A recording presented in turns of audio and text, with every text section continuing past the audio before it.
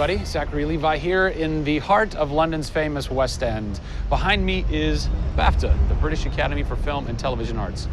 Why are we here? Excellent question. For starters, Tomb Raider, the series, has garnered a lot of love and accolade from BAFTA over the years.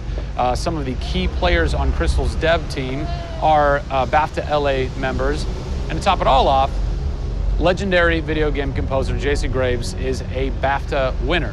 We're going to catch up with him in just a bit, but first, a little trip to Raleigh, North Carolina, where we go behind the scenes at Jason's recording studio. These are the final hours of Tomb Raider.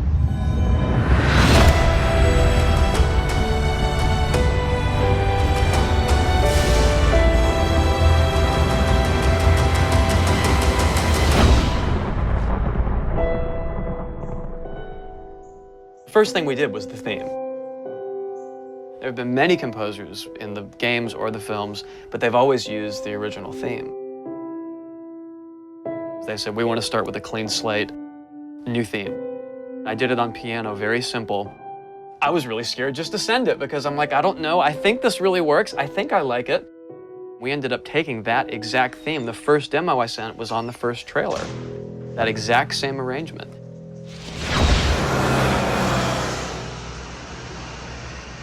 So, Jason, currently you're working on this reimagining of Tomb Raider.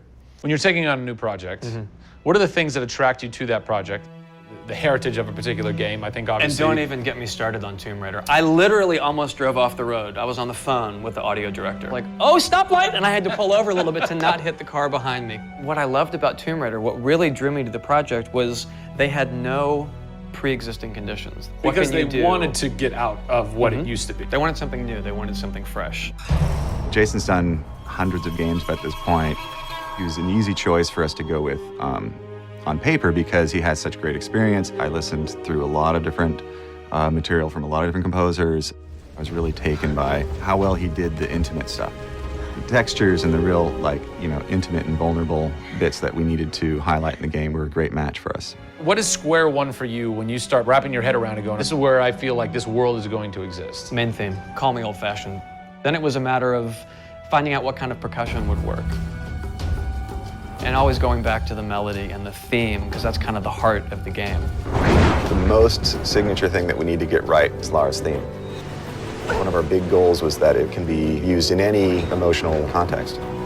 What does it sound like? High action.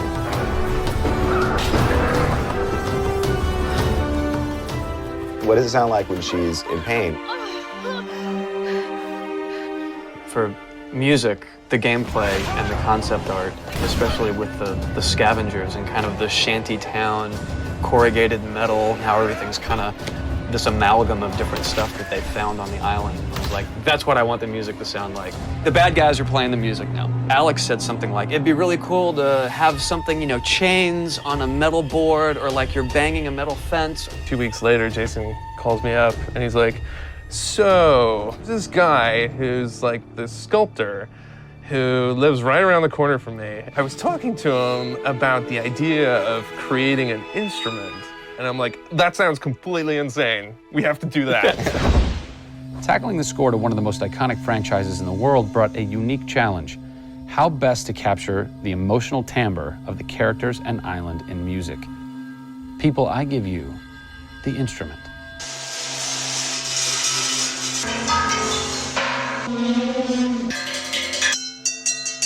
The instrument. I was going to let Matt determine the aesthetics. I was really only concerned about the sound that the sculpture was going to make. Matt built this, which looks pretty much exactly like Laura's original homemade bow in the game. There's different timbres based on different materials, metal, glass. It's a direct line from the plot, the characters, the story, the environment, straight to the sculpture. We always wanted the island to have that character in itself. Creating an instrument gave it this unique identity. It's got a voice. Yeah. The very beginning of the game is nothing but the instrument.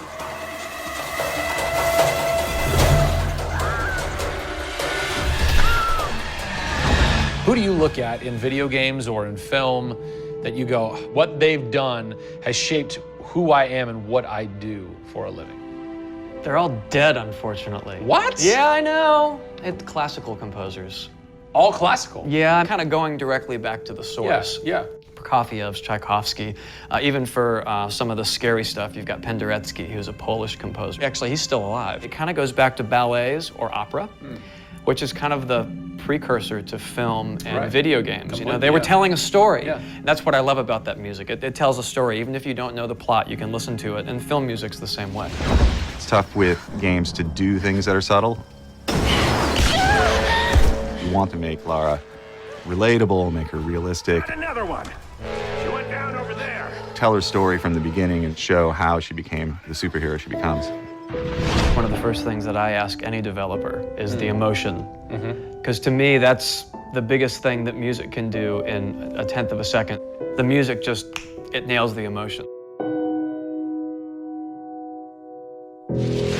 Wow, that was amazing, huh? I personally don't think I've ever sounded so good in an interview before, although Jason, Jack, and Alex are audio savants, so that would make perfect sense. I cannot wait to jump into this game, not just for the amazing action, but the emotion and mood and tone that they're going to set with their incredible skill. Tune in next time for a special secret announcement that is going to change the way you play Tomb Raider forever.